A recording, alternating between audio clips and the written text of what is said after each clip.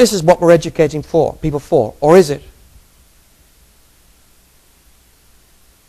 You see, I deal with MBAs and graduates and people right at the top of their tree. And I'll tell you, I show this video and they get very emotional. Because it describes exactly what they feel is happening to them. And you know what? If we're going to educate people in a world that appears to be speeding up anyway, we need to start thinking about fundamental questions of what we're actually preparing people for.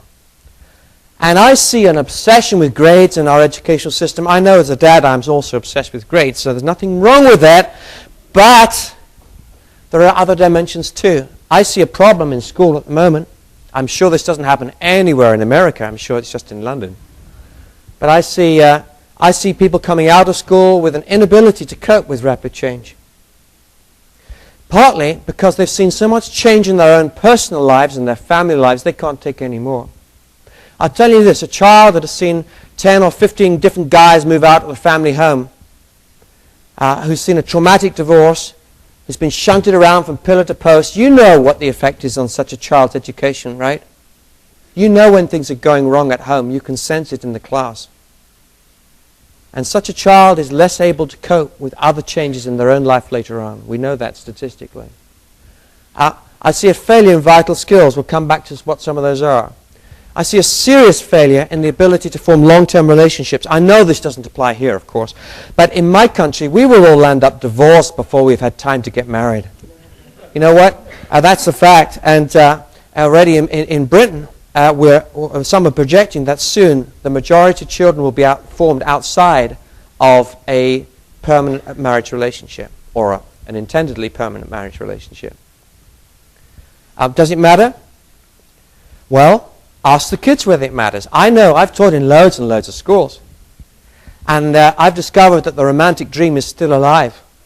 You start asking kids what they want, and they say, hey, you know what?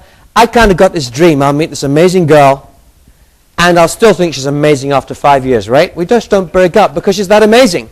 If we break up, she wasn't amazing. Because as soon as I peeled the layers off the onion, I found crap. Forgive my language, but it wasn't as good as I thought. So I've got this dream. I will find this amazing person and we'll still be together, right? And the dream is actually 10 years' time. We're still together, right? And maybe if we ever want to have kids or be grandparents or something like that, this is the girl, this is the one, and we're still together. And maybe we're still having happy times when we're retired, right? That is a romantic ideal and it still lives. And thank God for that. Because actually, if that's all lost, then really we are in trouble. That romantic ideal lives, but the experience is often more painful than that in terms of what they've seen in their own families and those around them.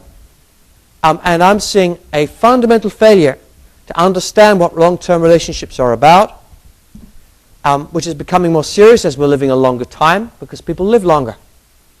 I don't see much going on in our educational system. Put your hands in the air if you teach about what the ingredients are for a long-term successful relationship and how to be able to tell whether the girl you're going out with is likely to be someone with whom you could have one. Put your hands up if you do.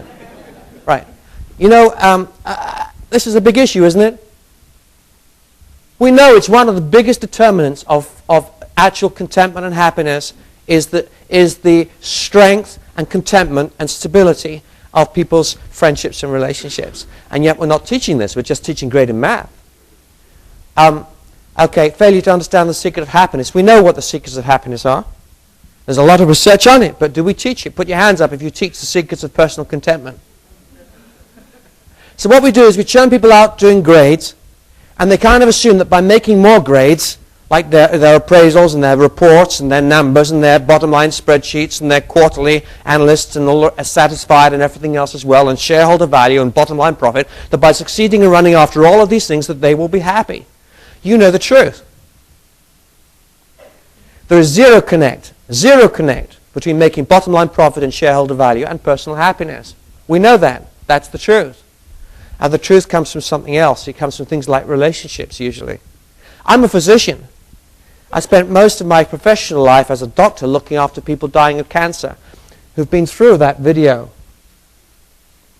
and you quickly learn what makes you really happy when you've had a difficult conversation with a physician and some of the trivia starts to melt away and you're confronted with what's actually ultimately important to you.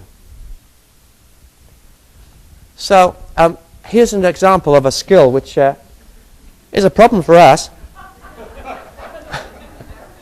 You know what? Well, see, my worry is that you're laughing. See what?